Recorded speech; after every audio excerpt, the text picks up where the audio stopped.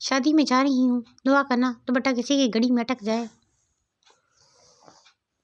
آپ کے دن میں کتنی بار بےعزتی ہوتی ہے؟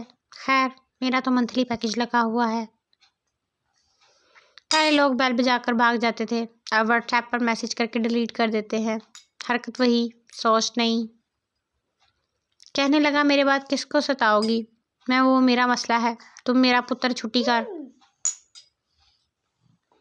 کچھ لڑکیوں کو بھائی کہہ دو تو ان کا رنگ ایسے اڑ جاتا ہے جیسے میں نے اپنا سارا جہیز بنانے کی ذمہ داری ان کے کندھوں پر ڈال دی ہو۔ اگر لڑکیاں دماغ پڑھ سکتی ہیں تو ہر تھوڑی دیر بعد کسی نہ کسی لڑکے کو تھپڑ پڑتا۔ زہر لگتے ہیں وہ لوگ جو سوال کرتے ہیں کہ کس کے لیے تیار ہو رہی ہو۔ اپنے لیے منوسو، اپنے لیے۔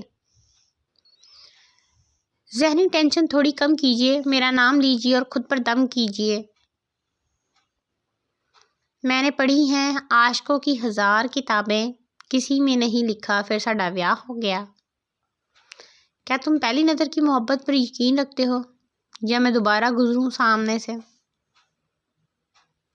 کچھ لوگوں کی سوچ اور باتیں سن کر ان سے پوچھنے کا دل کرتا ہے کہ بھاڑ میں خود جاؤ گے یا ڈراپ کر آئیں؟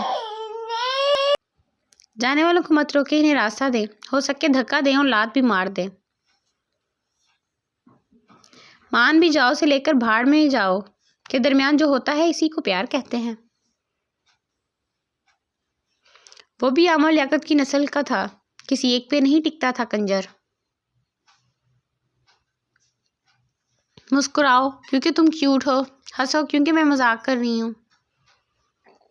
پتہ نہیں لوگوں کو سچا پیار کیسے مل جاتا ہے، مجھے تو نوٹ جوڑنے والی ٹیپ کا سرا نہیں ملتا۔ بابا آپ کا حکم سر آنکھوں پر، مگر وہ اپنے باپ کا شہزادہ، میرے بغیر چرس پہ لگ جائے گا۔ حضرات اپنی اپنی عورتیں چھپا لیں، عامر انکل شکار پر نکل پڑے ہیں۔ ہر کسی کو صفائی دینے سے گریز کریں، اپنے اور جھاڑو میں فرق رکھیں۔ عورت سے ہرگز بحث نہ کریں، خاص طور پر جب وہ جذباتی ہو، دکھی ہو، بھوکی ہو، خوش ہو یا سانس لے رہی ہو۔ تم لکھ کر لانا دل کی باتیں کورے کاغذ پہ، ہم بتائیں گے تمہیں کہ اس کا ہوائی جہاز کیسے بناتے ہیں۔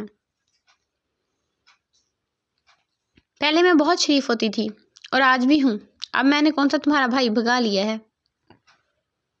تم ساتھ ہو تو 5 والے پاپڑ بھی لیز لگتے ہیں۔ پتہ نہیں وہ کیسی لڑکیاں ہوتی ہیں جن کی ہرنی جیسی چال ہوتی ہے۔ ایک میں جدوں کدی دروازے وچ جا کے ٹکنی تے کدی سیڑھیاں وچ، کدی گوڈے زخمی تے کدی کونیاں۔